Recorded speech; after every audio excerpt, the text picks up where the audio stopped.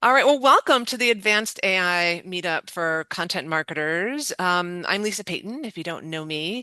This is our monthly conversation about everything that's happening in AI. And oh my goodness, what a crazy week it has been. I say that every time, but it's so true. We had a big drop from Anthropic that I can't wait to talk all about. Um, so let's just dive right in. I've got a lot, and as we do, I'm going to go through. I've got some slides. I've been running some tests, and we can chat about them. And please bring your questions along the way. Daleen, if you would monitor chat questions as usual, that'd be amazing. And I'll go ahead and share my screen. So the big news. I don't know. I feel like I'm going to put a pin in the big news just for a minute.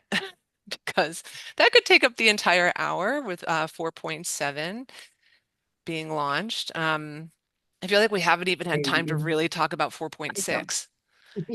I mean, I love 4.6, but now we've got 4.7. Yeah, Can everybody see my slides? Why? Yes, Yep, yes. we can see Okay. them. All right, beautiful. Um, I could go full screen, but I'm not in the mood. Well, maybe I just will. All right, I just will.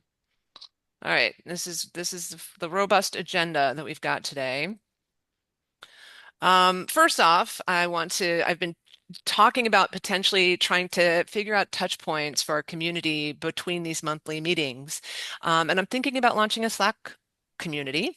I'd love your input on what might make yet another Slack community valuable for you. So I'd love for you to take the survey if you haven't already. I know many of you already have, and I really appreciate the thoughtful input that I've been getting. So please share your responses on what might make a Slack channel for all of us valuable. I have some thoughts, but yours are really important to me. So I just also want to call out again, this is this. So I literally was making the deck yesterday when 4.7 launched.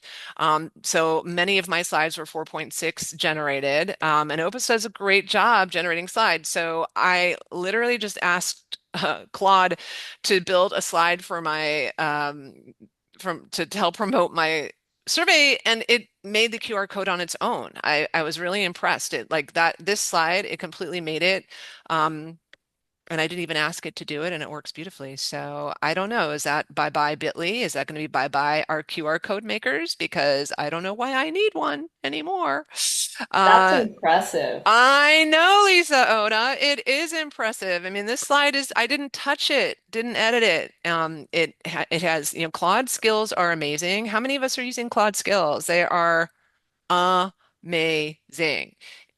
Lisa, The yeah, the right? presentation skills have like totally advanced. I mean, it's super impressive. In fact, not to hijack this, but I've sort of Please. changed the way I do prompts. Now I'm putting a lot of my fact gathering in Perplexity, asking it to write the slide outlines, dropping it into Claude, and Claude's just going to town.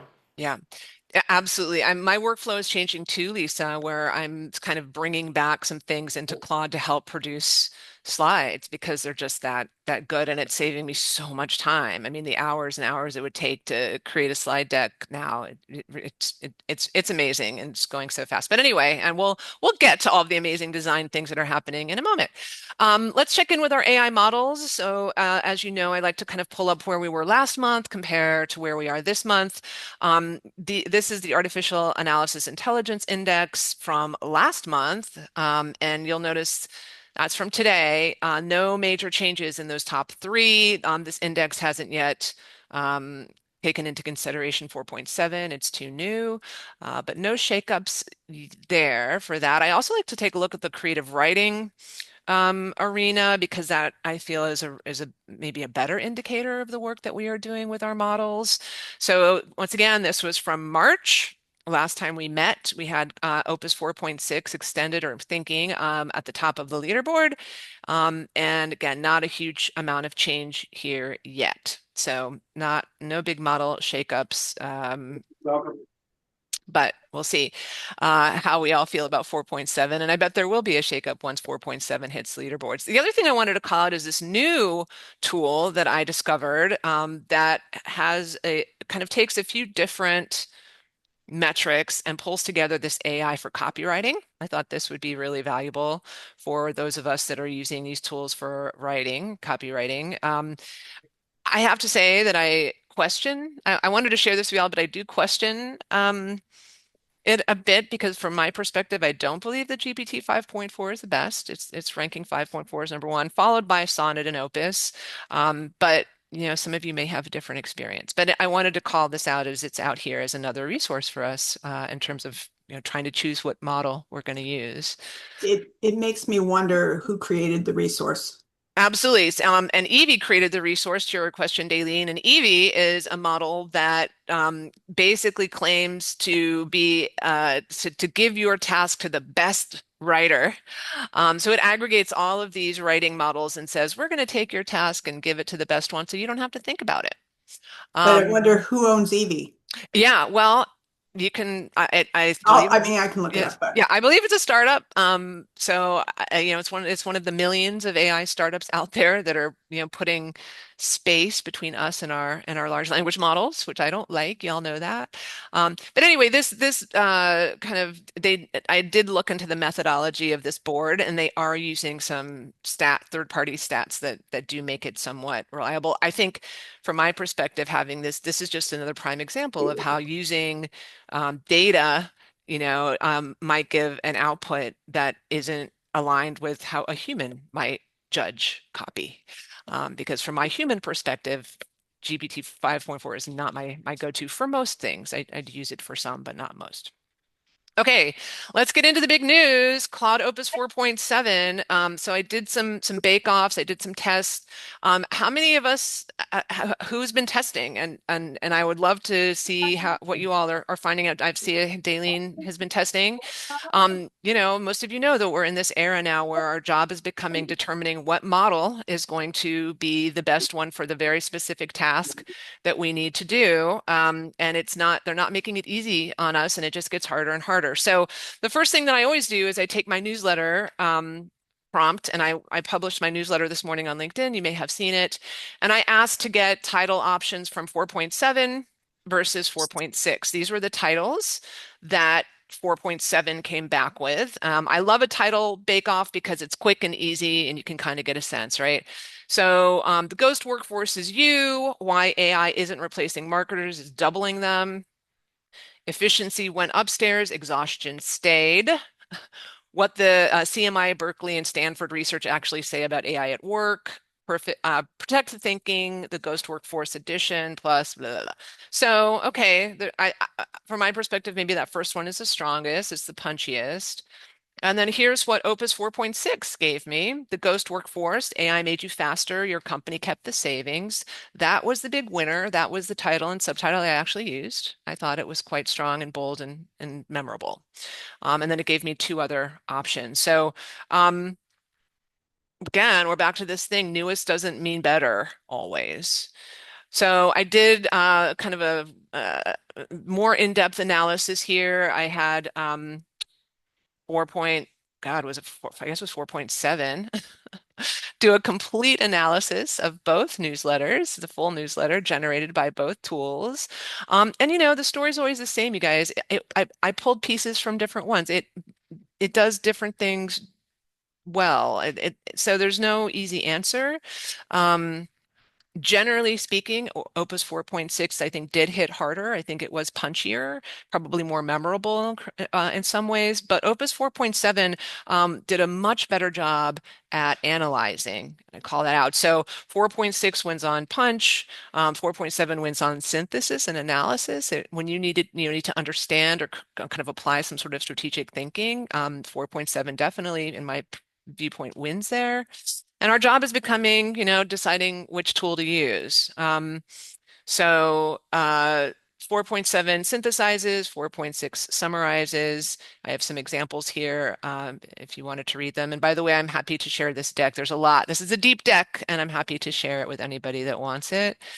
And then I didn't pick a winner. I picked, different parts. I kept kind of the title and some of the punchier bits from Opus 4.6, industry moves and grooves, battles of the week, where the pieces that really required more of that cognitive kind of load, that more strategic thinking, I picked from 4.7, and then ended up kind of, you know, Frankensteining it together. What is everyone else finding with 4.7? Anybody want to share? Daleen, what are your initial thoughts on it? I I spent a lot of time on it yesterday, but I had a hard time with it. For me, I don't know why, but I was getting a lot of error messages back. I was working in co-work and I was asking it to do some pretty advanced stuff, but I had it just kind of puking on me all day. At one point, I took it and I went over to Manus and said, Claude 4.6 and 4.7 couldn't do it for me. And I just needed it done. And it was it was it was a multi-step process and but it was only 3 steps and I was just it was throwing error messages at me. And so I'm not sure. Mm. That was my yesterday experience. It was, you mentioned. So my new theory on this is that I keep everything as markdown files because I want to be able to pick it up like a suitcase and go wherever I need to go. I don't want to rely on Claude. I don't want to rely on ChatGPT or Perplexity. I want to rely on the synthesis of the thinking that I put together as a human. And so I've been thinking of it as keeping little suitcases that of different markdown files for different types of things that I drop in where I need them because I worry about getting honestly too reliant on Claude. Oh, don't even. That ship has sailed. I basically had a complete meltdown the other day. What was happening? It was giving me an error. I was trying, okay, under time pressure, trying to get a deck out, trying to head to class where I'm going to present the deck, right? And it kept giving me like, I don't have enough tokens. I don't have enough tokens. And I did have enough tokens. Don't get me started. Anyway, I almost had a complete anxiety attack because I had anyway. So yes, I am already. I'm fully transparently admitting I am 100% addicted and dependent upon Claude. And I Well, don't who else is willing to personally, admit? Like, we should start an association because I don't yeah, Yeah. know. Yes, especially when you have a deadline and it glitches. Oh my yeah, God, it's the that's worst. It's that's the the big worst. problem. Yeah, it's And the the worst. the tokens, I don't want to sit and think of tokens like my bank account. We, I know we all have to start doing that now. Yeah, I don't love We're that. going to higher too. It's higher. We can't afford errors. I know, I know. Well, it's interesting, Daleen, that what you're saying about the chat. So, I just saw a post from Ethan Mollick, and he was saying that he also is. So he was saying his issue was that because they have made it adaptive thinking, and have removed some of our control over when we're going to choose extended thinking and not. He has been finding that sometimes it's choosing to not use the extended thinking when he would prefer that it does use the extended thinking.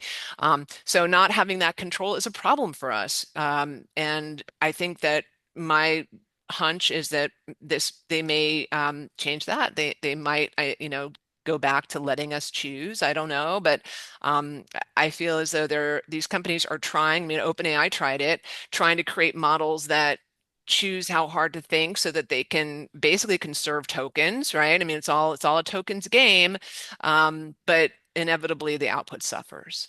And I think we have to think of tokens as profit because I think when they are deciding not to use extended thinking or to tell you to use something lower, it might be at a Wednesday at 11 a.m. when everybody's focused on work and they know they can do that and usage is really high.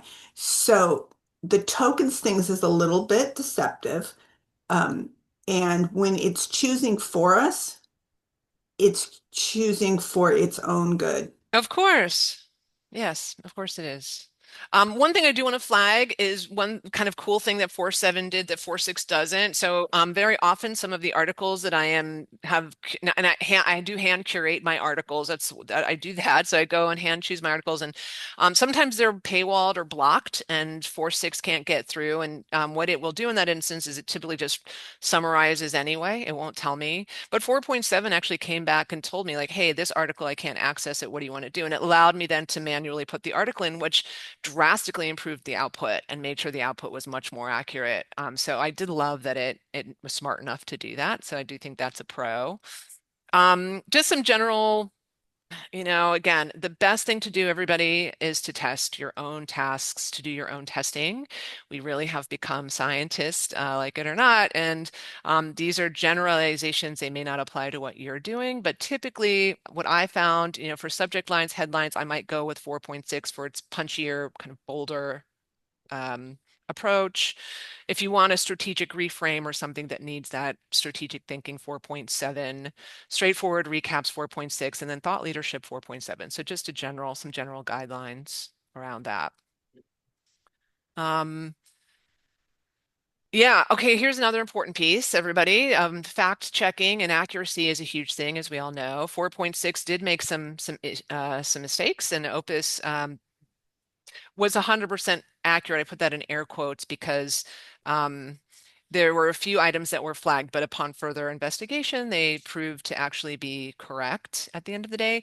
This doesn't mean that we don't need to fact check. We absolutely do. But I do think that we are, as these models come out, we're getting closer and closer to kind of bringing that hallucination rate down, which is fantastic for us, I think, for everybody. Okay, that's what I had on 4.7.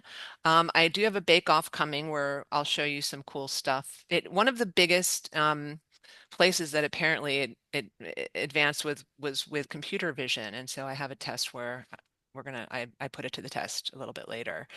All right, I've got some AI research, like tons of research reports were put out. Let me stop share though. Before I go into the research, everybody, let me go ahead and throw into chat some resources here because I want to make sure that you have these. First of all, I'll put the model leaderboards that I just went over. I'll throw those links in chat so that if you want to, you can kind of follow along. I also have the links to all the research studies that I'm going to be talking about next. So let me put those in chat as well. And then I've got some articles too. So basically all the resources, I'm just going to throw them into chat. So that will hopefully keep everyone from scrambling to try to find what is she talking about now. Okay, beautiful. All right, research, like so many research reports dropped this week, everybody.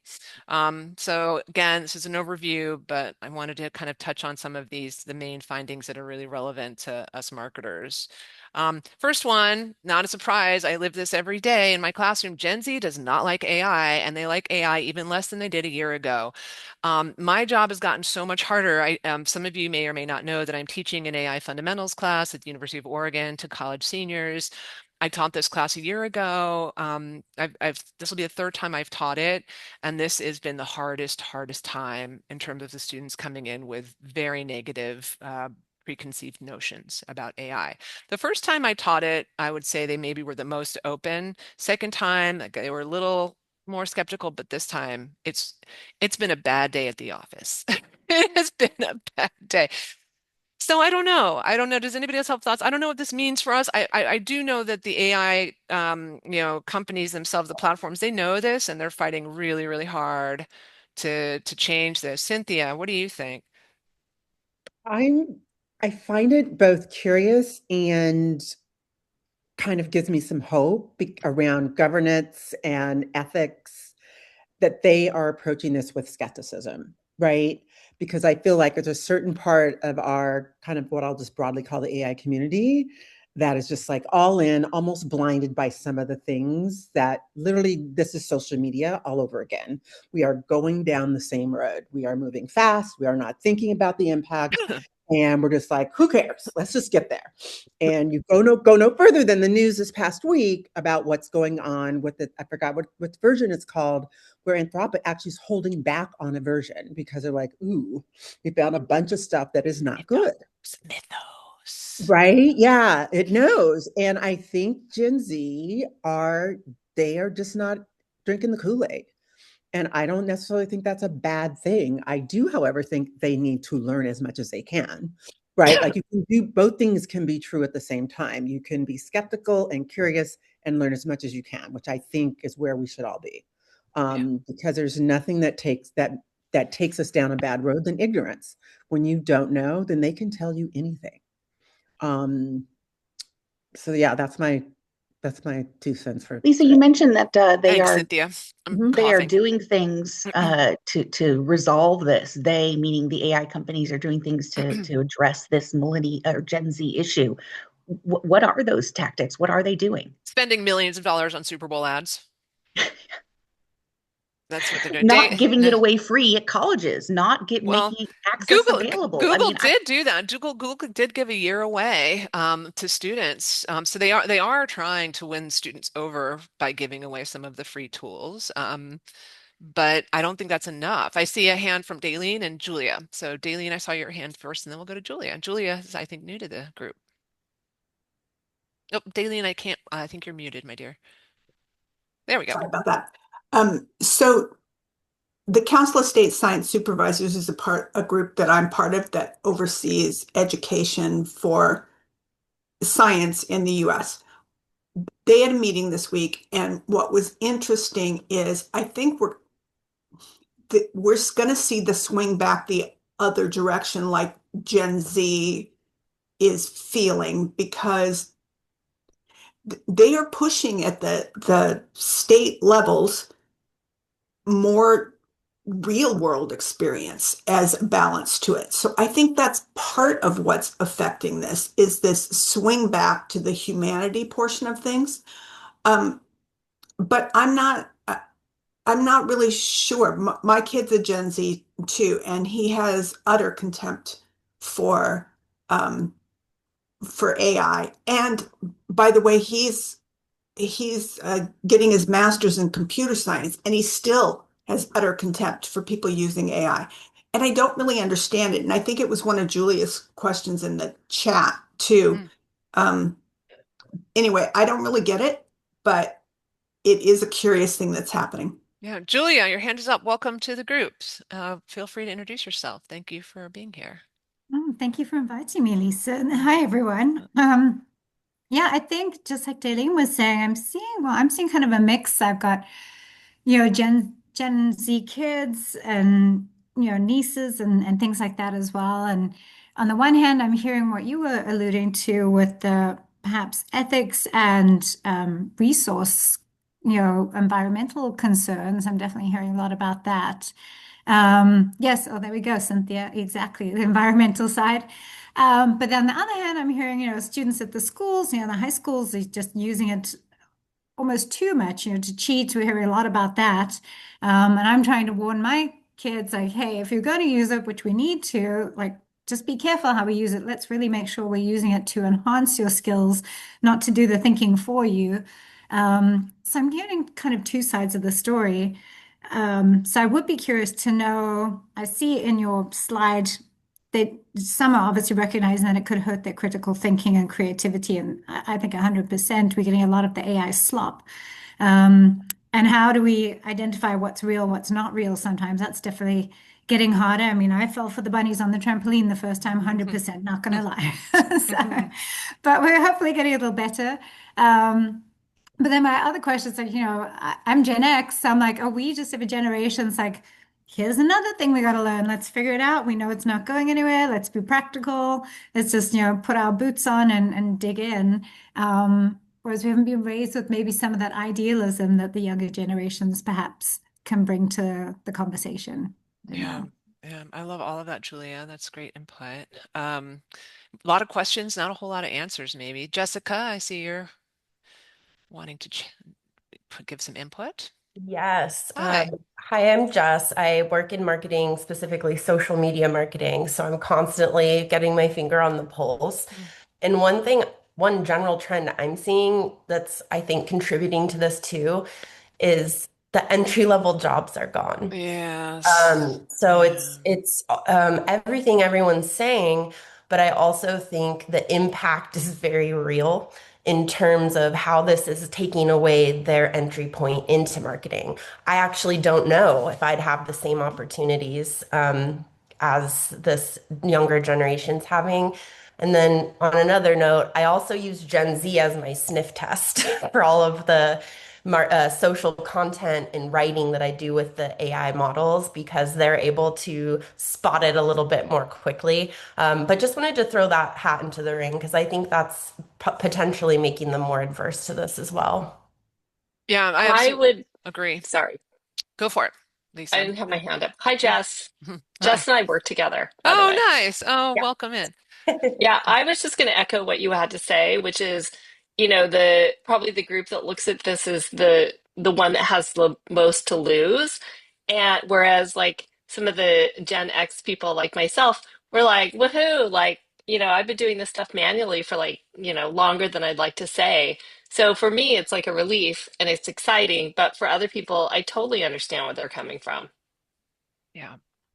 Well, and it brings me to there's this is another study that came out, takeaway is that, and there is, I think, a bit of hypocrisy here, and that pretty much everybody's using AI, and I can guarantee you that 99% of my students, if not 100% of them, are absolutely using it all at the same time as saying that they hate it. So there is that little piece of this puzzle. So people may not like it or trust it, but everyone's using it. So, there's that.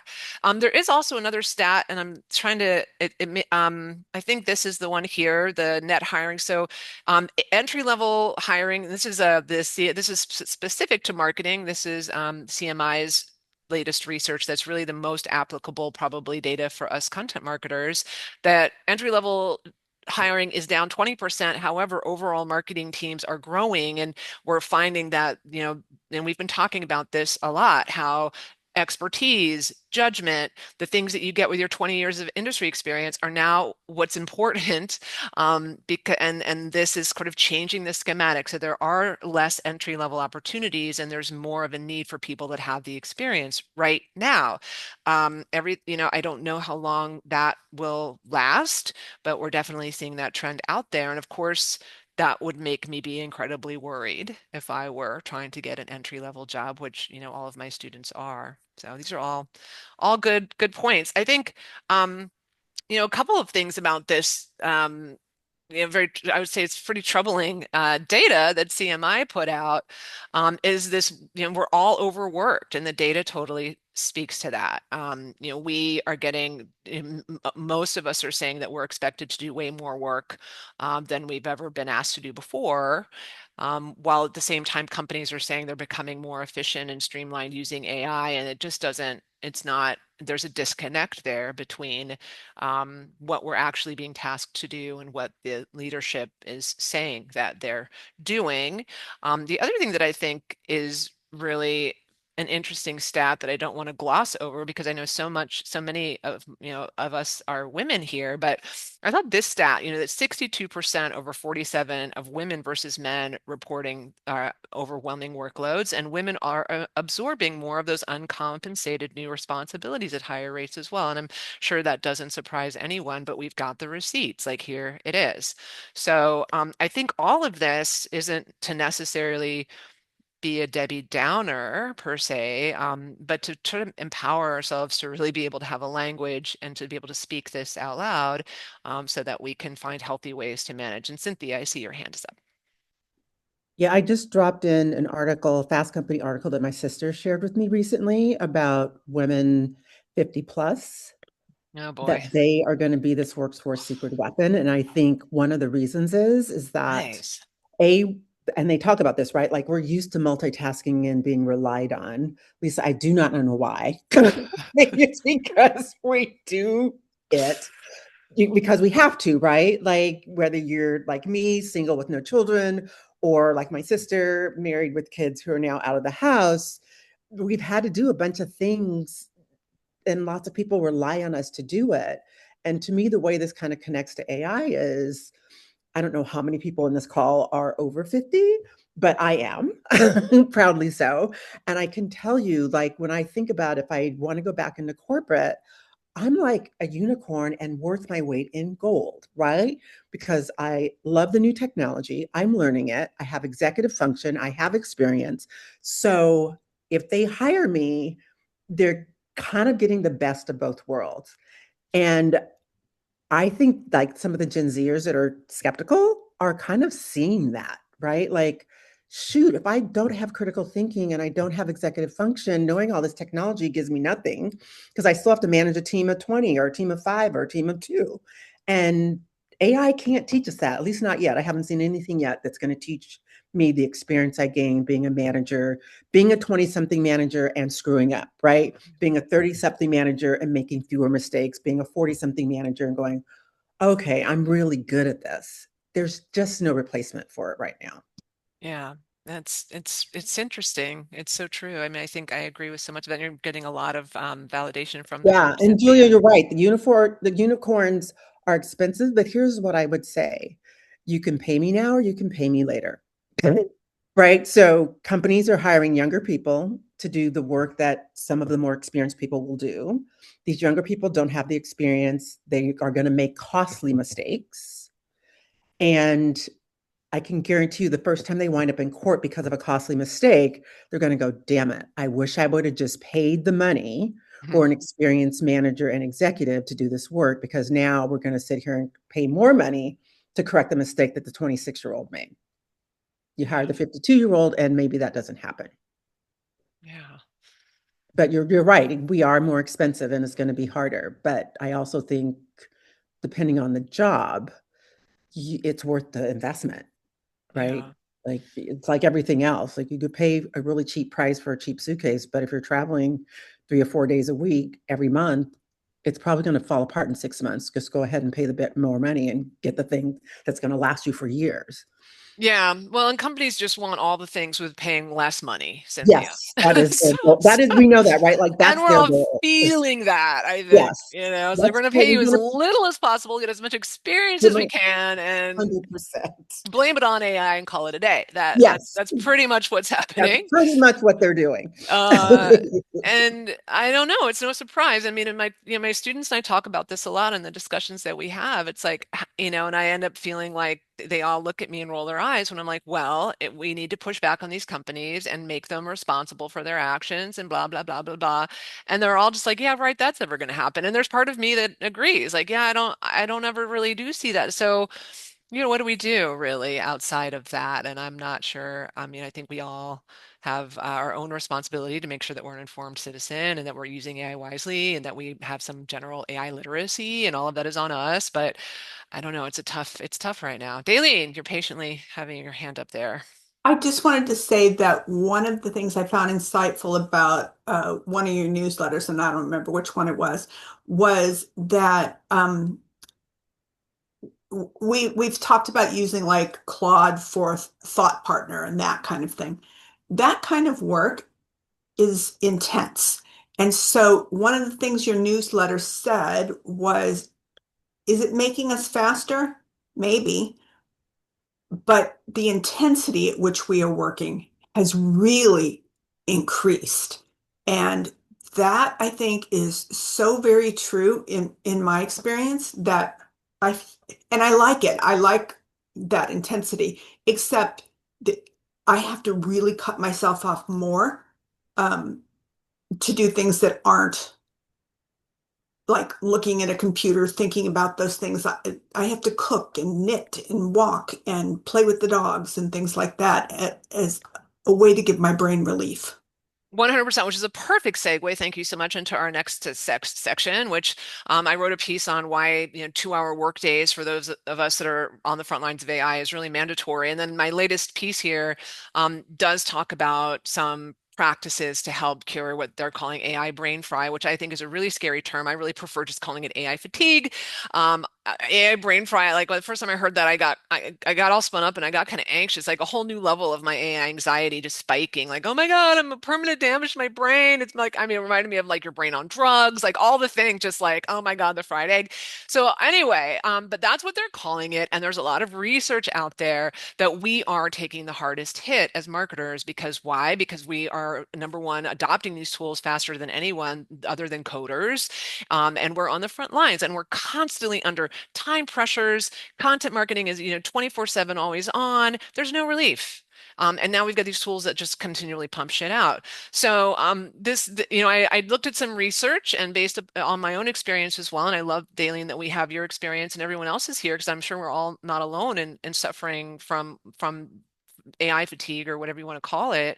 But some things that you can do that they say helps. Number one, they say, and I just would love to put this out there if some of these sounded reasonable and some of them sounded unreasonable to me. And I don't know but so limit your active tools. So in other words, they say instead of having 7 AI tools open, maybe try to have 2 or 3.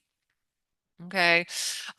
Separate prompting from editing. I don't know how I feel about this one. I think it makes sense to me, but I'm not sure my workflows don't really allow for that. I don't know. Does anyone else have thoughts on this idea of prompting in a separate session from editing output? And has anybody had success with that?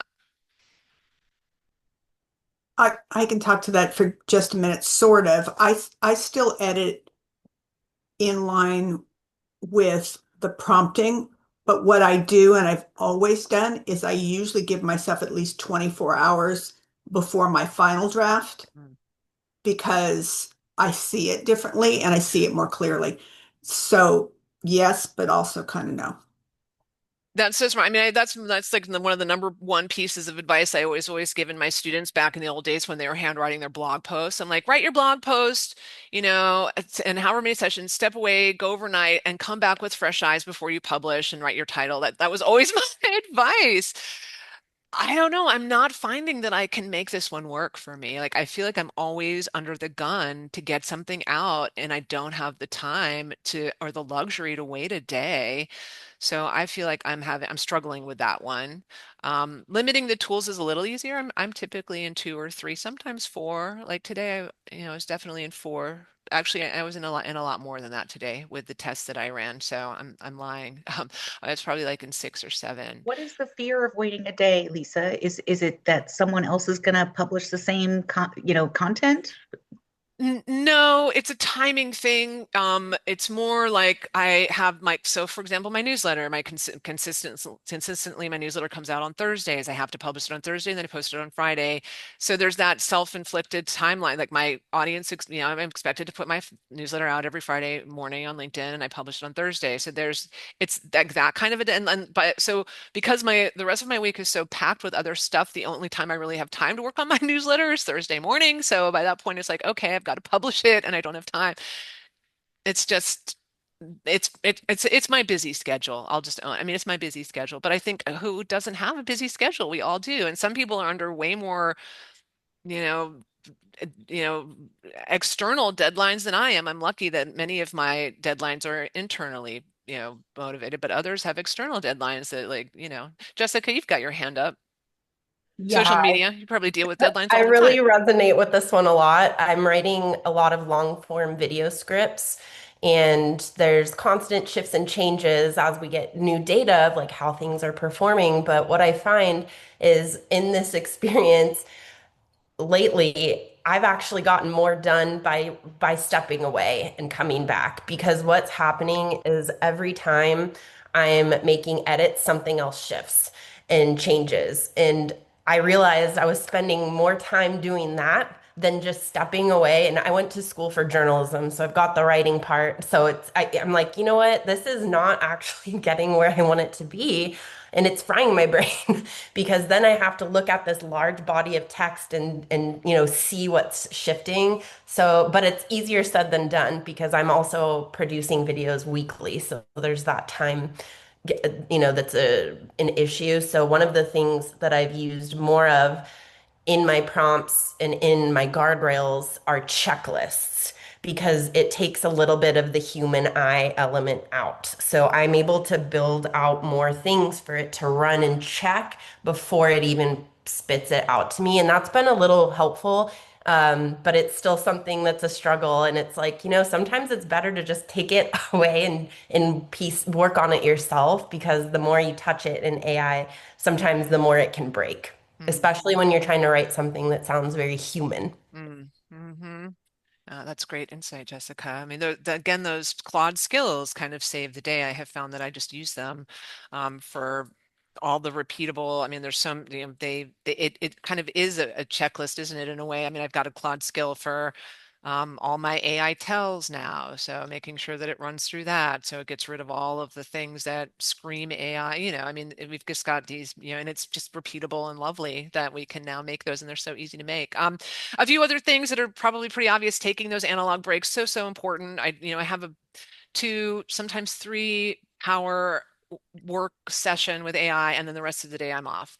I've also found that even like if I do 2 or 3 hour power sessions, even every morning for several mornings in a row, I'm so burnt out that for me, even doing every other day is way better. So, for example, I might work Monday morning, and then I have my Tuesday morning off and the whole and then I work my Wednesday morning, and then I've got, because those back to back, even the 2 hour power sessions back to back, I think are damaging. They are hard on you. And I've been noticing it myself. So taking those breaks is so important, just like Daleen said.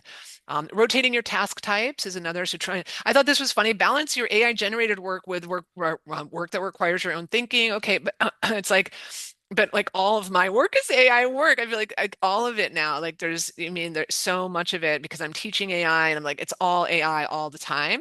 There's not a whole lot of tasks that I do that aren't necessarily AI. I mean, there is copy editing and reading and editing and such, but so much of it. And then finally, the one last one that I'm calling out here is this idea that collaborating with colleagues can be a real antidote. And I love that. I think this meetup, for example, hopefully I'm not looking at my AI, I'm talking to real people, we're discussing issues. It's definitely this kind of very different feeling in my body to when I'm like, frantically jumping with my 7 tools. So this type of collaboration with colleagues is essential, I think, to keep us all mentally healthy. And I think, again, another great call out for the community that we're building.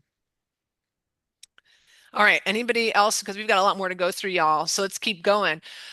This was an article. Some of you may have seen it. There is this, now we've not just got AI slop, but we've got trend slop. And the research showed that even when you provide context, you still will get often these kind of same strategic recommendations. This is a really interesting study. And it kind of, if you have any, has, I have noticed this all the time because I teach in one of the classes that I teach actually has the students use AI to build strategy, right?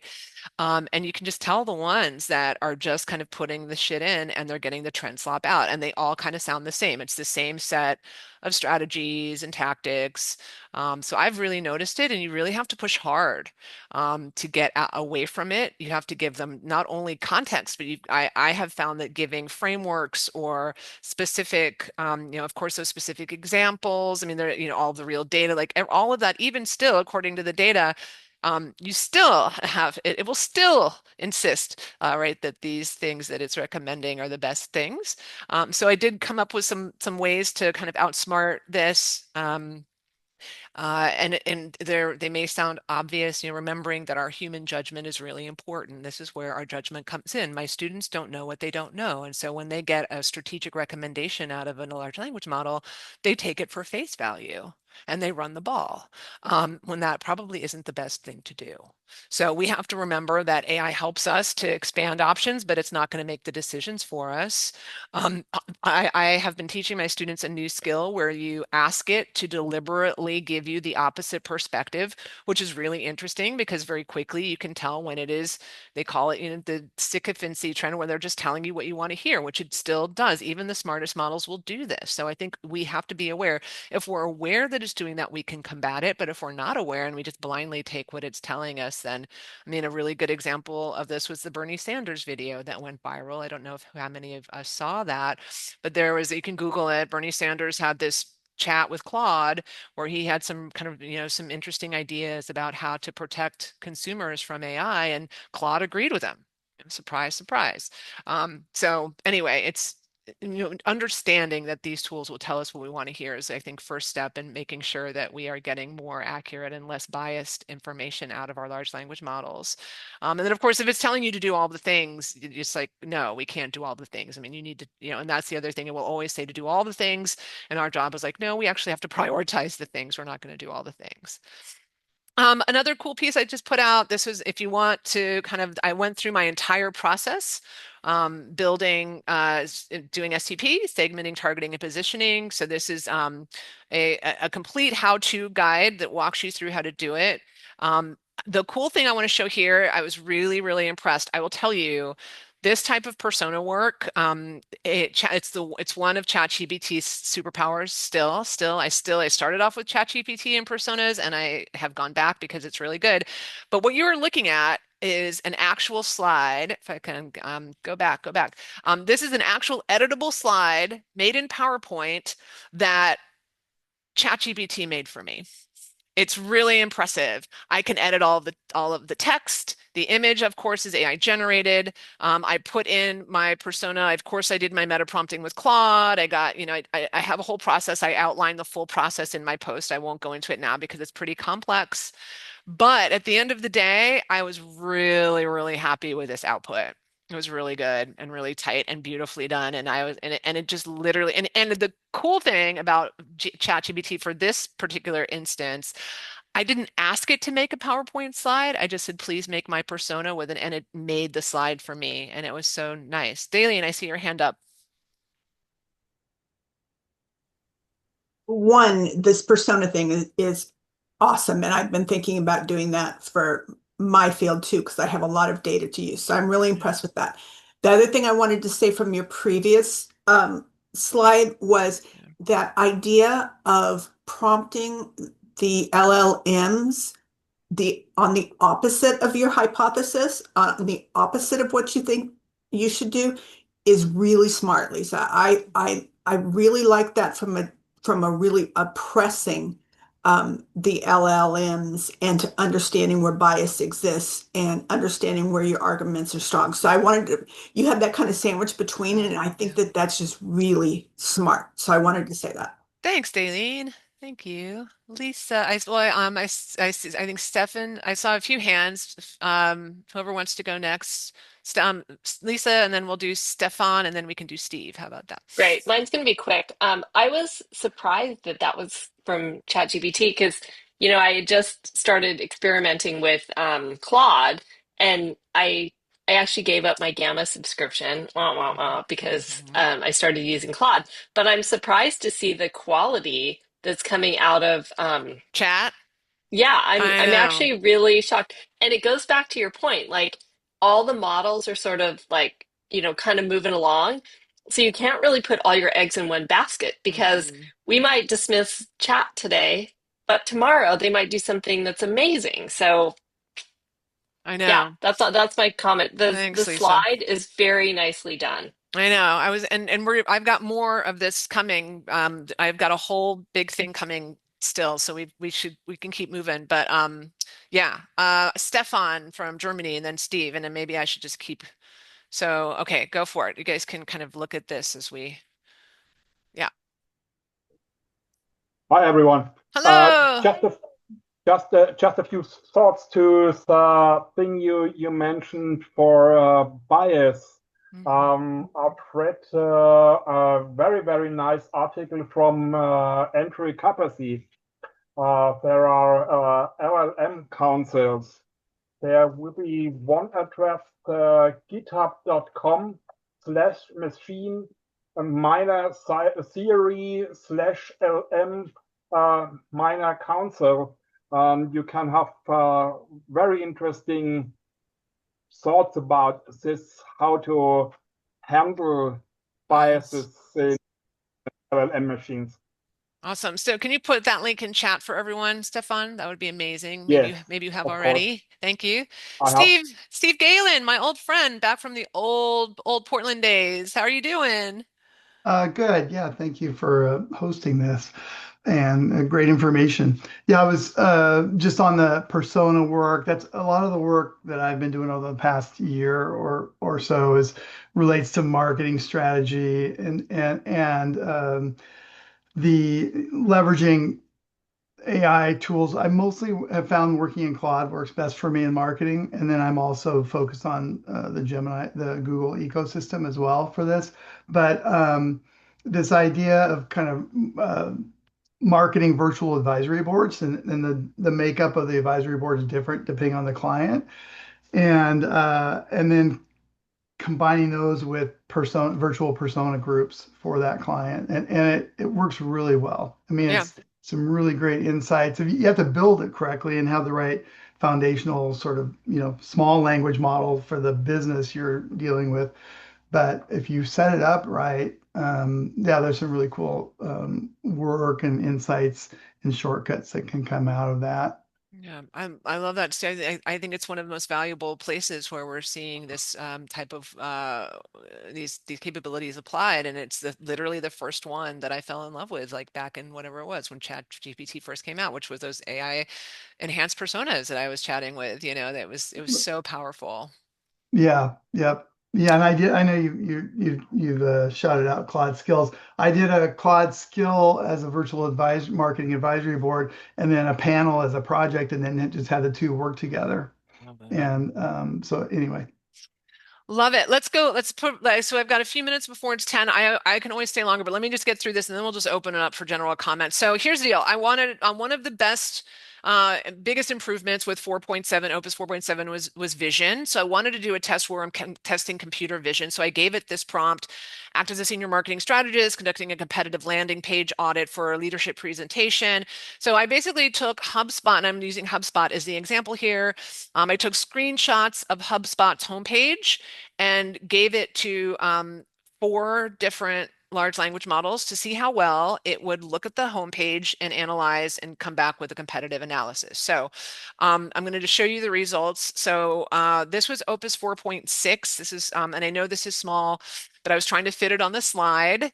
It came back with a branded slide that had some really good information on it, breaking down the homepage. This was 4.7. Again, I think this slide looks better. I mean, all the slides are an eyesore because there's just too much stuff on them. But this, again, for the purposes of this test, I just wanted one slide and I just wanted it all on there. So that this is, this is purpose driven for this test only.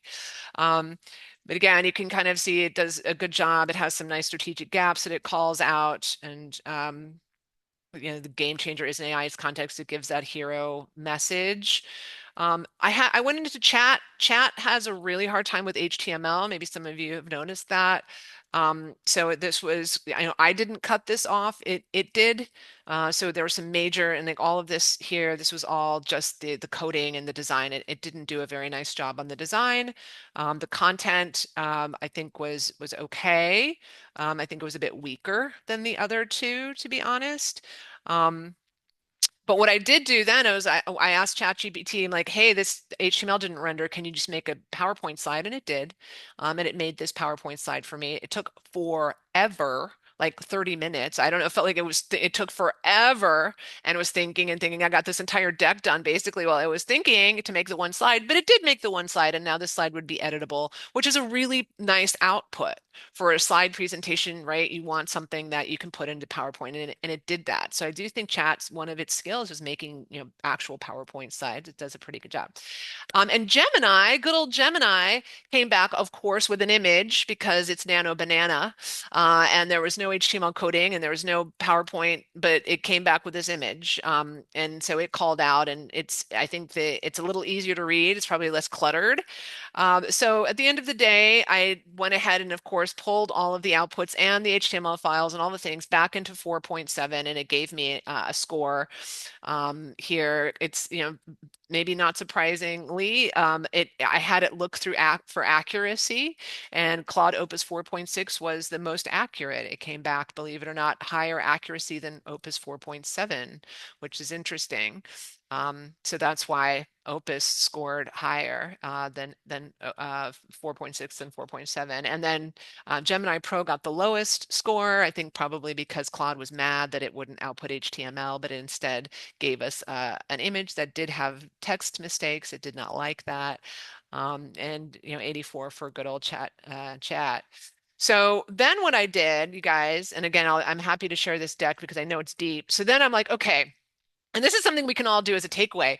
Go take like a beautiful screenshot of your website or your brand's website or a client's website and give it to Claude to analyze. It's a really interesting thing, and a lot of really good insights. But then I'm like, okay, let's push this further because you guys know I like to push boundaries. And I'm like, all right, now each of these large language models has looked at HubSpot's homepage.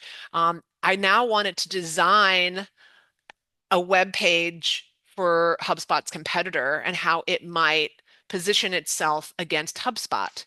So I took a very simple prompt using your audit of HubSpot from earlier in this conversation, design a homepage for Salesforce, right? And so I had it produce now one shot prompt. I mean, this is like something you never do. I realize again, everyone, I got called out on for doing these tests, but it's like, these are just tests and they're for test purposes only. Everyone, these are intentionally vague prompts because I really want to see what the large language model is going to bring to the table, right? Well, here we go. So this was Gemini, and I think it's pretty fucking good. It's pretty good. Now, what I want to show you or share with you, so this is high res. Look at this, can go high res, super high res. Starts at the top. It is directly combating HubSpot's positioning. The game changer isn't context, it's a unified platform. It's leading with Salesforce's, prime value prop right out of the gate, in your face, slapping you, boom, boom. Make impossible growth feel impossibly simple. It even steals HubSpot's tagline, okay? With the only integrated customer platform. And you go down, and here we have, a full-on branded mock-up of a Salesforce landing page that potentially is, just totally taking, into consideration the competitor. I think this is impressive. And now what would be even more impressive, and I was working away this morning and didn't have time because I had to jump on this call, but now what we could do, I'm assuming, and would be a really good test, take this mock-up, pull it into Claude and have Claude build it. Because why? Because Claude's really good at HTML. And there you go. You have a beautifully constructed actual landing page that was designed by Gemini and then built by Claude. I also, though, just to be fair, and I did that, it really did blow me away. I was really impressed with that, and I just thought like, okay, why? Anyway, so loved it. I went ahead and of course, let all of our other large language models have a try too, because why not? So this was 4.7. And I actually have these open here so we can kind of look, so you can kind of see, could they scroll? So this is what 4.7 came back with. Again, you could go through and you could study this thing, but overall, I think it looks really good. Meet your AI workforce. I will say that these other ones that built out these pages, it wasn't as obvious that it was going head to head with HubSpot. That became kind of more in the back seat, less right in your face. And again, everyone, strategists have different takes on that. Salesforce probably doesn't want to punch down at HubSpot. That's probably not a good thing. That probably wouldn't be met very well. I mean, Salesforce is the behemoth, and HubSpot's the the David in the situation or whatever. So, but it's interesting to see the approach. This was 4.6, everybody. I will say that yes, you can see a huge improvement, I think, with design from 4.7 to 4.6. This just doesn't feel quite as polished. It doesn't feel quite as developed to me. But again, this is design. It's all pretty subjective, isn't it? And so again, it scrolls down and it has all sorts of information here. And then and here's HubSpot. This was the HubSpot landing page that we kind of built our response to. The game changer isn't AI, it's context was kind of what they're leading with here. So, oh, and then good old ChatGPT. Here's what Chat came back with. Turn every customer interaction into momentum. So again, each platform, did the job. Chat was the hardest because ChatGPT came back and took forever. And I had to prompt it to get the preview. It just gave me code, and it took a long time for me to actually be able to get the preview in Chat. So from just a workflow standpoint, I certainly would not recommend Chat for this. I think the quickest and probably the best. I mean, I don't know. I loved that Google version. And I think you could probably work, with Google to edit this mockup any way you wanted to and come away with a really strong mockup that you could then throw into a tool that could build it into HTML. Daily, your hand is up.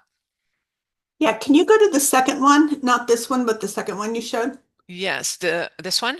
Yeah, who did that one? This is 4.7, Opus 4.7. Okay, so I've been working a lot on searchability issues. What are the platforms looking for? How do you position your products specifically so that they are highly searchable? This one fits it the best because right under the H1, Meet Your AI Workforce, this paragraph that says, this is what it is, this is what it does, and then I would add the other thing it's looking for is who's it for. The LLMs are, besides all the structural stuff and all of that other kind of stuff, what I have found and been testing is that pages show up the best when they use a really boring formula of this, and has to be the product's name is this, and you have to put it in a category, and it's for these people. That's what it's looking for the most. And so this one got it right from my perspective. The second thing that you can do that I've been working on is actually having Claude go into the HTML. And sometimes I just go into the page and I copy the HTML and I drop it into Claude, and I will tell it to analyze it specifically from a searchability standpoint. And this is awesome for competitive analysis. You can see really quickly where you can gain an advantage over maybe an enterprise option that is not going to move as fast as you are. So, so those are my thoughts. Love it. Thanks, Daleen. Doing a real-time test here as we're chatting, everybody. I think that's the end of my slide deck. I had I had to take a lot out this month. I probably have at least 20 backup slides we just didn't have time for. So let's open it up to any questions or discussion. I'm going to see if we can get Claude to bake this Gemini mockup that I fell in love with and see how it does. But we're open to any, and we can open it up. Anybody wants to ask? Are there any good questions in chat that we may have missed? Could ask that. Take a look there. The chat's pretty clear. This is a group that's liking to speak up. Yeah, it's a good. great group. Thank you for bringing us together. And I also agree with Daleen. I love the boring version because it was the most straightforward. Yeah, nice. Well, boring. I mean, I don't know. Actually, do I have maybe I do have one more slide. Did I ask? Let's see. Hold on. Let's see. Okay, no, that was it. And then I've got my, you guys all know about my resources. I will say before people need to start dropping, we will be gathering again next month. It's the third Friday of every month. That'll be May 15th, 9 a.m. I'll make an invite on LinkedIn just like I did for this one. And one thing I was thinking about, just wanted to run this by my group of alumni. How would y'all feel if the next month I kind of do a little bit of a state of Gen AI moment where we go, I haven't done a state of Gen AI presentation in a long time. Those of you that have seen that before, it's basically just an all up, here are the latest tools for everything we can do. It's a lot of work to make it, but I thought maybe even an abbreviated version of that might be kind of fun. But I'm also open to other options if folks aren't into that. I would love that because I think so much has changed. So I mean, much. obviously, like every time we get together, so much has So much. changed. I know. It's crazy how It is, fast it's it's so nuts. Like changing. every time I see the headlines, I'm like, oh my gosh, like it's so hard to keep up, which makes me just appreciate all the work you do, Lisa, so Oh, much more. thanks, So Cynthia. I haven't probably told you lately, but thank you. You Oh, have been just amazing in this journey of thank learning, and you. I just appreciate it so much. Thank you, my dear. I love this community and I appreciate that. It makes it all worthwhile. So thank you. If anybody else can feel free. So here we have it. So we've got now an actual working mock-up of this thing. Oh, God, it did it, and that didn't take very long either. No, it didn't take very long. I will say it's not super, it doesn't look exactly like it, does it? So No, it doesn't. Kind we of can kind of do a little, skimped on their graphics a little bit. I mean, so and it's hard to get the fonts exactly right, but mm, see, I'm taking this over. No, this image is definitely not as good, I don't think. Like, right, Yeah, that. And no. this is in Claude. Yeah, so this is the Claude Mm. version over here, 4. Oh, guess what? I did that. That was 4.6 though. Sneaky Oh, Claude, sneaky sneaky Claude. God. Interesting. Why did you do that? All right, Don't well, you think that if, sorry, I'm just going to speak up without yeah, raising my hand. please Don't you do. think that if Nano Banana gets to the point where you can do editing real time, that that's going to be potentially the game changer? Because they come up with some pretty amazing concepts that I always think like, oh, if I could just like edit that exactly how I want the text to read. So I think if they actually did that, then that would totally shift the landscape. Well, you know about magic layers, right? Yes, so I know you can Canva. do that, Yes, but Canva still, magic if you layers. could do it without having to jump over, then I think that would be game changer. Well, I can guarantee you that's coming, Lisa. Okay. It will definitely be here. Google's on it. I have said time and time again, and I completely still believe that Google is going to win the day. Oh, here's the other thing that Google did this week, y'all, that I thought was amazing as we're watching this website bake in front of our very eyes. Um, they combined Gemini with Notebook LM. And has anybody been testing that integration? Super, super valuable because now I was playing around with that all week. You can it's like having projects inside of Gemini. So it's just it's a whole new workflow where like now I can have a notebook or a project. I can have all the sources in there that I want. I can have it like Gemini. I can talk to. So it's now Google's answer to projects. And I think that the reason I'm even bringing this in is because Google will eventually have a more kind of consumer friendly version of being able to make edits in Nano, a banana. I'm sure that it will come. But in the meantime, for those of you that have no idea what I'm talking about with magic layers, if you maybe missed, Canva AI has a tool where you can pull in a text-heavy generated image from a Nano banana, for example. Like I could take this beautiful comp, I could put it in. Let's demo. I love doing a live. Let's do it. Let's break the internets today. Let's go to Canva. Yeah. Magic Layers is pretty special. So I'm going to go to Canva AI, go to Magic Layers. I'm going to upload my very flat mock-up, right, that Gemini just made for me. We're going to pull it in. And what it claims to do is now take this very text-heavy image and break it into layers so that now, here it is, I can edit all the pieces. So I've pulled it into the editor. Oh, and see here, now it's doing the thing. It's doing the magic thing. So it does its little magic trick. It's going to take a while. Lisa, was that an HTML file that you put in? No, this was a flat image that Nano Banana pumped out, Daleen.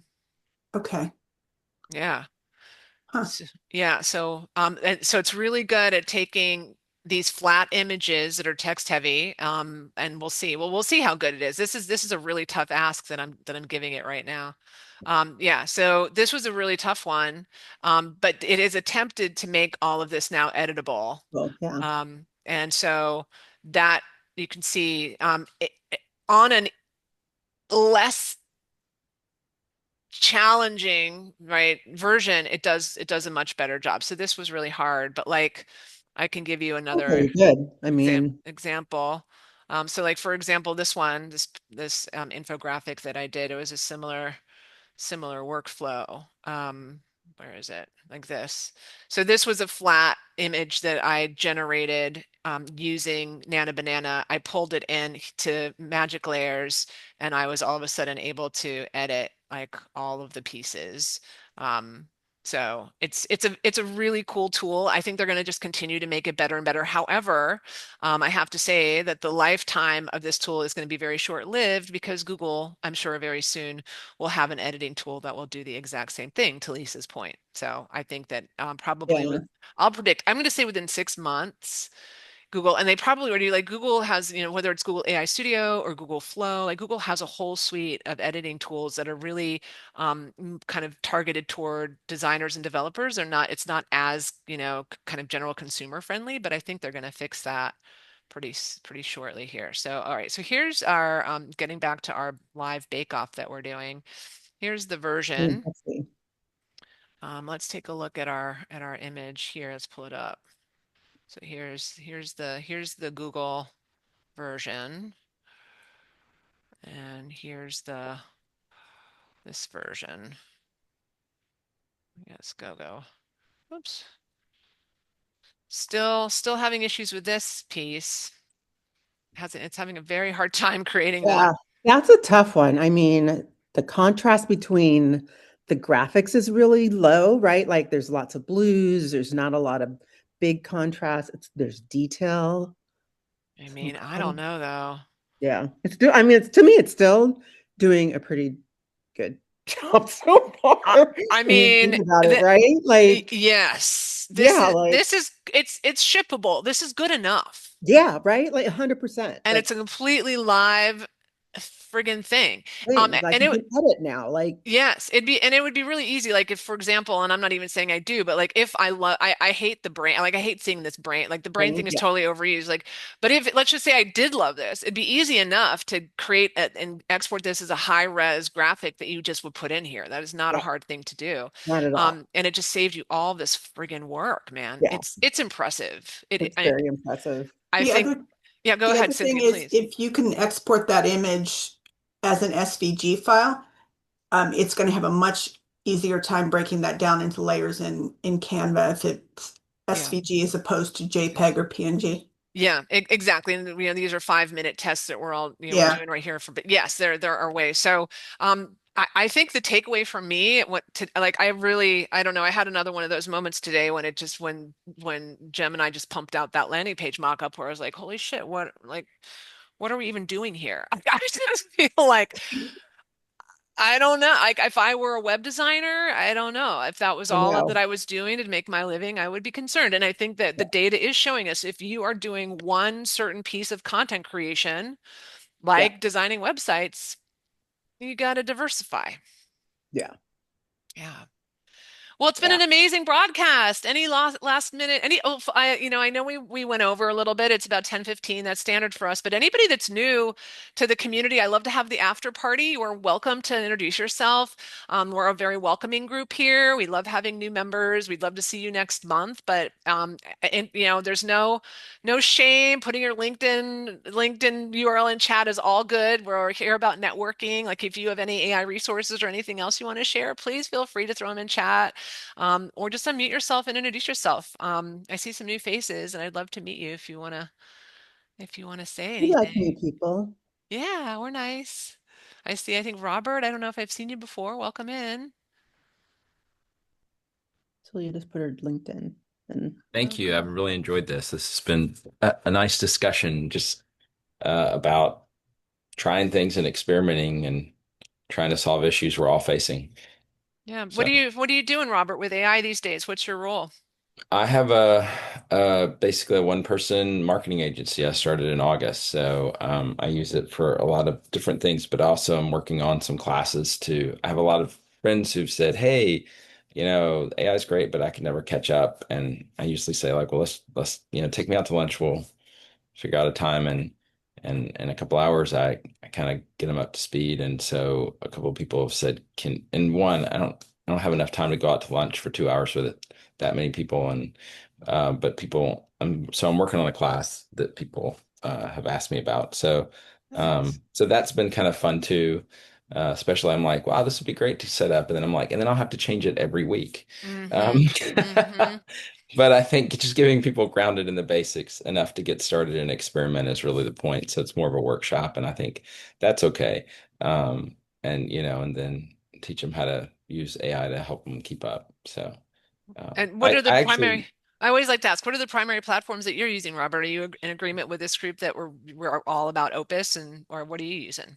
I use Claude. I like Claude for writing. I think it's and but actually use because my company, I mean, I've got Google Workspace, so I've actually have been experimenting with their Workspace Studio because they're very generous with their limits. That's not based on tokens. Mm, And so their automations run free. You don't get any automations, but if you use a workflow that has an AI in it, then you can use up to like 400 a month, but you can have multiple AI interactions in that one if they count by workflow, not by how many times you use AI. So it's not a nice. token system.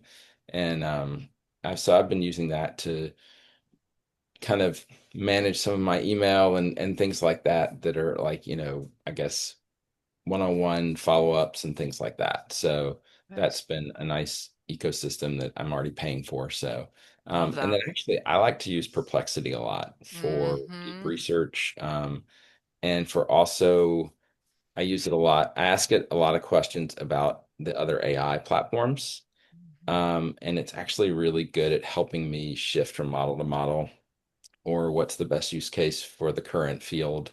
And so it's been a that's been very helpful um, as far as just kind of it because I feel like Gemini hallucinates more than anything that it hallucinates about. It hallucinates about itself.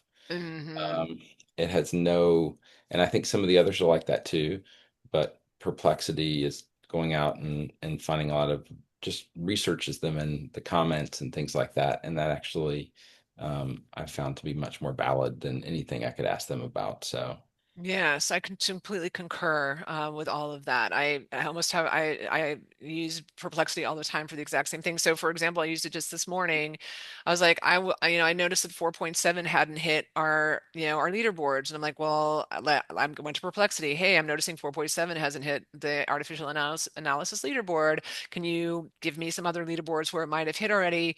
And then, of course, it asked me who's it for, and then I say, and then it came back with that EV writing thing that I never would have necessarily found on my own. But mhm. yes, exactly. Like it's really, really good at real-time searches. And I use it like that. I mean, I even get to the point super granular, like if I can't figure something out in, I mean, whatever it is, like maybe I'm trying to do something super technical Yes, in, Google Flow or whatever the yep, tool is, it knows exactly. Like it's so it does. fast.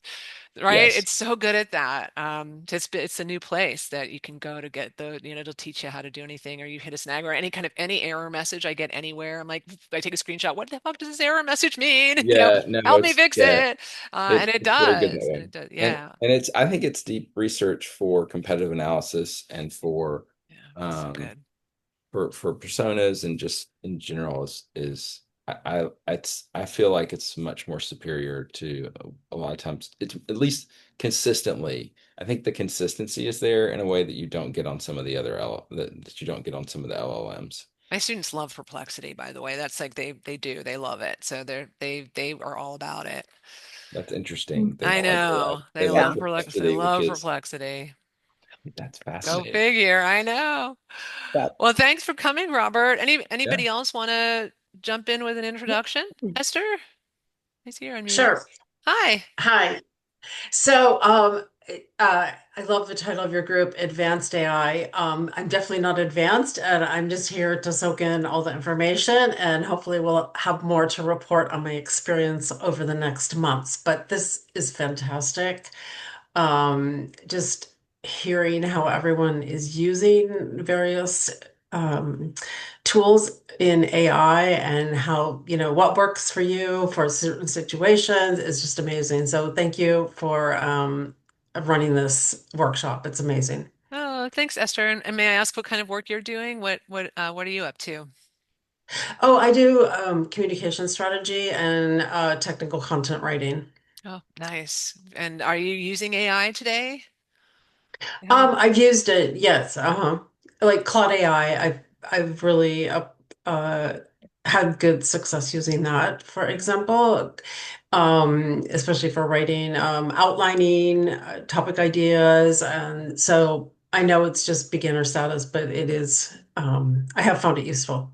Oh, awesome. Good. Well, welcome in, and all levels are welcome here. So glad you could join. And you're already in advance. Just by the stuff that we've gone over today, I think we're head and shoulders above so many out there. So it's awesome that you're here. Thank you.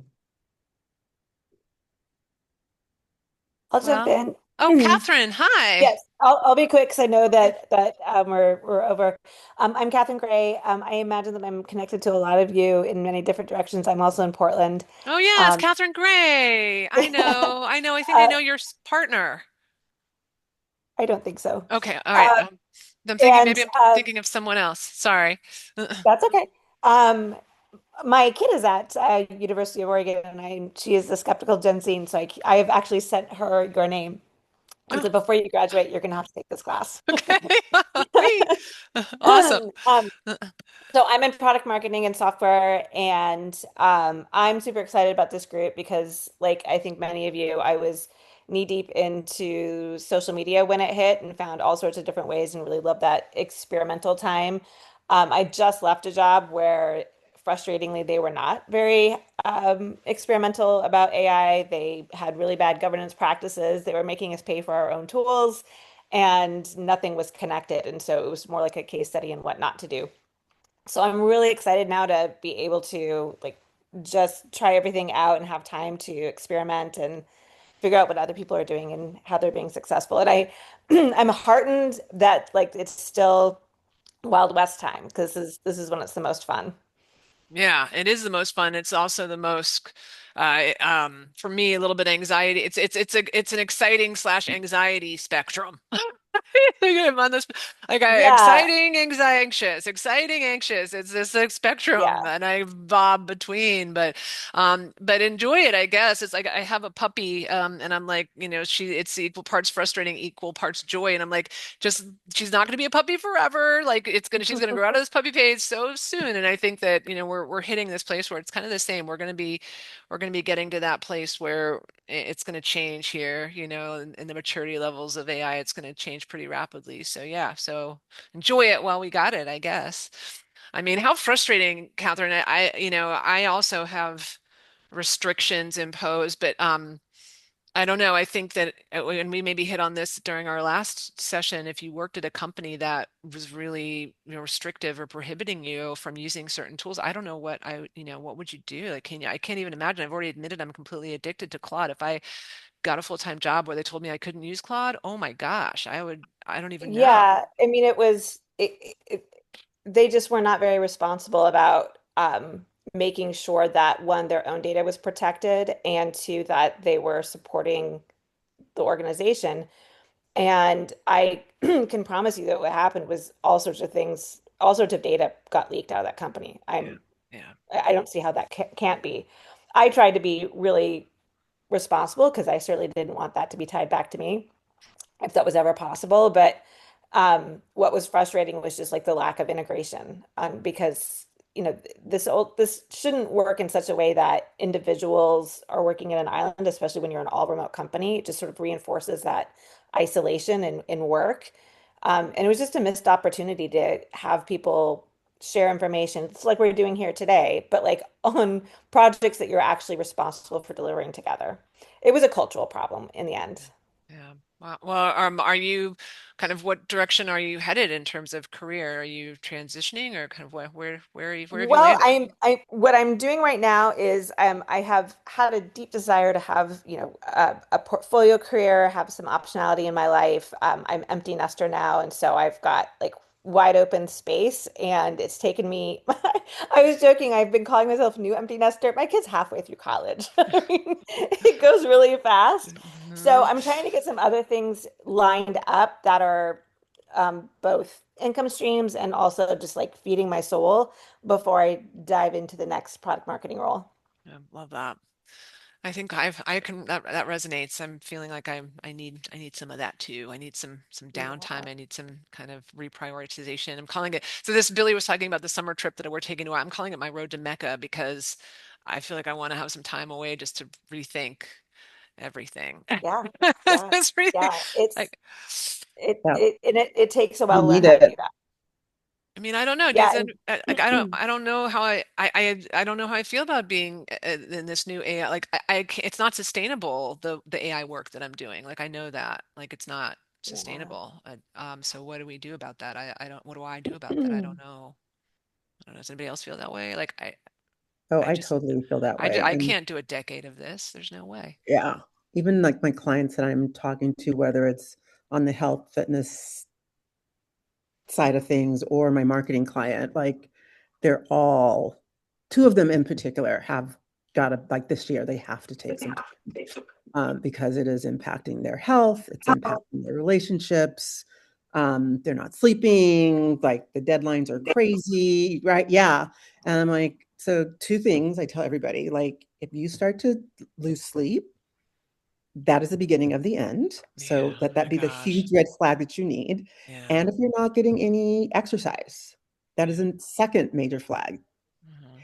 And you have to, if you can keep those two things intact, oh, you'll be fine. You're already taking your trip this year, this summer.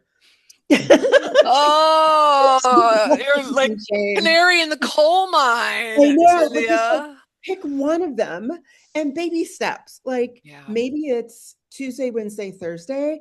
I'm getting to bed at a decent hour. And the rest of the week, if you need to stay up to 1 a.m., just stay up to 1 a.m. with the goal of getting to the point where the 1 a.m. is the exception and not the rule. Right. So like make it small, achievable things. But if you're choosing between sleep and work, or you're choosing between movement and work, like those are 100% going to lead some pretty bad outcomes for people. Yeah. You You know, notice I didn't say food. Like food is not the big bag beast that people pretend it is. No. If you can get good sleep and you kind of have poor-ish eating habits, you'll be okay in the Yeah. end. You really will. You really will. You get exercise and your eating habits, you'll be okay. But those two Got, things, keys you of should do life. a whole segment, Cynthia. We could have Yes. yeah. next time on Yes. health and wellness. We got a health and wellness coach on the line. Yes. You, Daleen.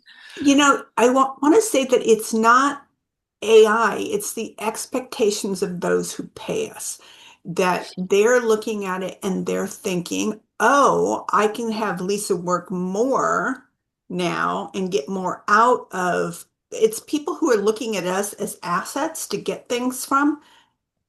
That's the real problem is it's setting those boundaries to get sleep, to take a walk, to give yourself a mental break so that you're doing your work. It's people wanting to exploit us that is the problem and the thing that I think we have to keep in mind. It's not AI, it's just the latest leverage for productivity. So, Yeah, I No, love that. Daleen, you're 100, I believe that 100%. Like same thing with social media, right? Like all the things, like, and it's our brains. Like we yeah. kind of can't help it because we're humans and we want to blame the technology, but at the end of the day, it's really I us that know. turns it into the evil, Just like the with evil training my thing. puppy, it's like anytime my puppy does anything bad, it's always my fault because it's like but it's it's not it's all self-imposed pressure. Like and I'm fortunate. I know that's not true for everyone, but I'm really fortunate in that I, do have a lot of independence and I can set my own schedule and these things. And so it's all self-imposed and um it's interesting and I'm working with that with my therapist, but like there is something about this like this continual fast output from these tools that just get you like on that wheel where Yeah. it's like really hard to stop. Yeah. At least for me, and I really have to, it's like it is a practice. It is literally like an everyday, day-to-day practice of trying to figure out how you're going to wean yourself away from this latest fucking thing that and Yeah. I think and it's different than social. I know we make the comparison and there are some Yeah. great No, you're right. similarities, but it is different Yeah. too. Social for Social most of was us, a we kind of yeah. popped out of it, right? Yes, yes. And I noticed, I just before I know we all have to go, but Marianne, you're staying up so late. I just want to call. Marianne is in Paris and she's like Oh staying my up late gosh. to be with us. I would love to. How are you doing, Yeah, my dear? How is Paris treating you these good. days? Paris is fine. It's nice. The weather started to be nice, so that's a good thing. And actually tonight this is the school break, the spring break. It's a Oh, little bit delayed, nice. but so we're leaving tomorrow. But Oh, no, thank you for sharing everything as usual. It's always a good time and exciting moments. I'm like, yeah, this is a little catch up. This is nice. yeah, And to your point, I did spend a lot of time in Gemini lately, and also with gathering all the new tool. Because I don't know if you saw, but Google did a professional certificates in AI, where basically they just show you the different tools. I mean, it's not like you need to certificate that you have to really write something back or anything, but it's more showing off. That really made me thinking about, back our session we had when we had the class where you were saying that, one winner is going to be Google because at some point they are going to gather a lot of things and they still rule in terms of the marketplace. And I think they are slowly but surely going back into, I mean, they're going into the place, right? They're getting there. They got a little bit of undercuts by co-work from Claude that I yeah, guess they didn't see yeah, coming, or like nobody probably didn't see coming. And it's interesting because I really hear around people I work with that the co-work is really taking over on some of the yeah. tool, I like know. really massively. Yeah. So interesting to see the trend from what we spoke about that I was in, I guess, September, October, Yeah. to now because, like I mean, new tools are out and, It's new all different. facilities. So Like all it's those all tools, different. it's all So different. And I've yeah. been intentionally putting off Claude co-work. I just can't. I mean, I'm reading I about have it. I'm to seeing all the because right now things. I'm being It's in just like Google as well. But then someone this week was like, "Oh, I'm doing this and that," and I was like, "I think I'm missing out." So I think there no. is also that fear of missing out. There it Talking is. about FOMO. the Absolutely. yeah, Yes. Yeah. Like we're yeah, gonna get yeah, and that in terms of sustainability and brain pressure, that's what I call it. yeah, brain It's a little pressure. bit big. It is. Is anybody using Claude So co-work that successfully? How are you finding it? I'm using it a lot, like Oh a lot, a no. lot. Oh you too. It's no.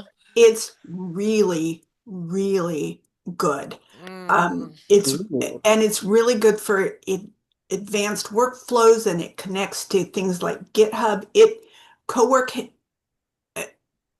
if you've got fear of missing out with cowork, you're right. You need yeah. to get into it. It Yeah. is amazing. All right. Thank you. With the All right. next All five right. minutes that we have, because Okay, so this that's is the plan when I'm yeah, back from yeah. vacation, but before we'll But go on vacation with so no computers. That's Daleen, also is one it I thing thought it when I'm was Mac back. only. Talk to me about your co-work setup. How are you using, talk to me about how are you using co-work? Are you using it desktop? What? I'm using it desktop, and I'm using it on a Mac. I don't know if it works on a PC. PC or See, not. no, it doesn't. It's not.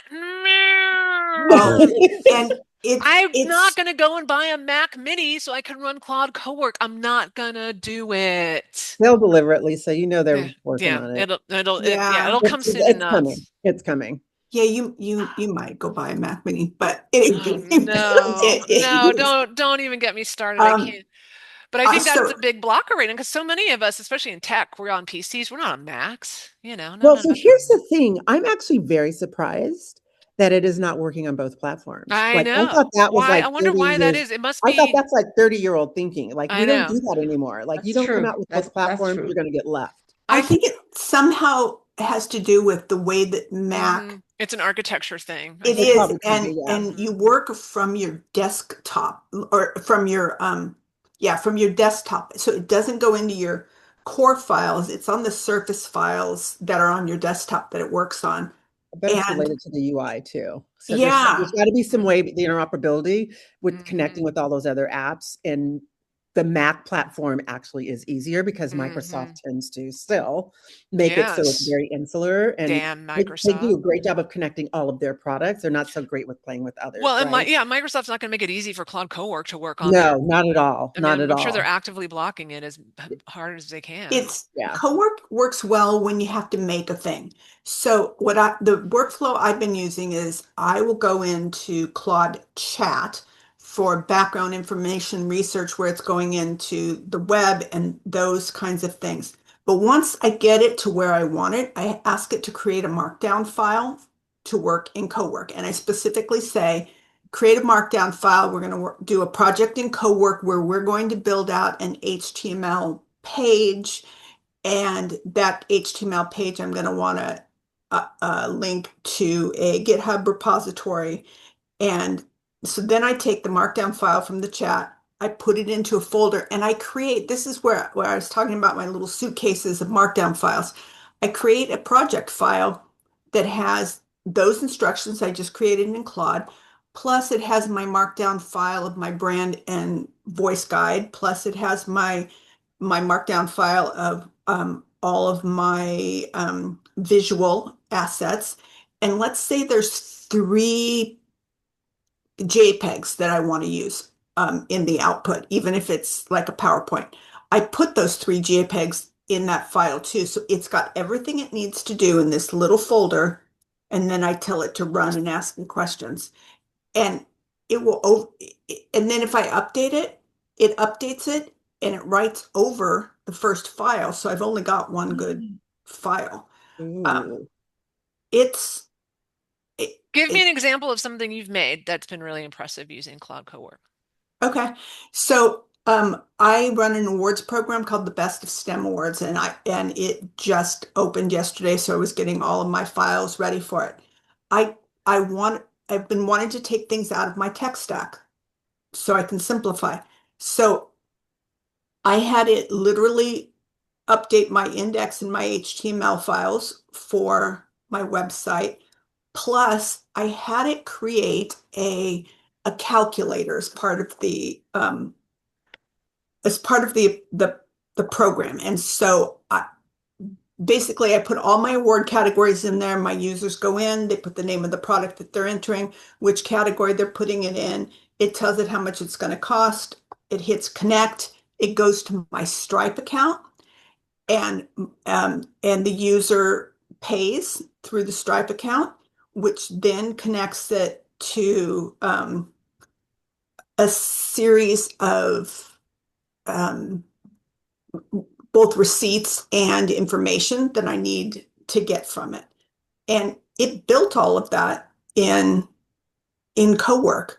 Um, and what I know is that it couldn't build it in Claude Chat because I asked, Mhm.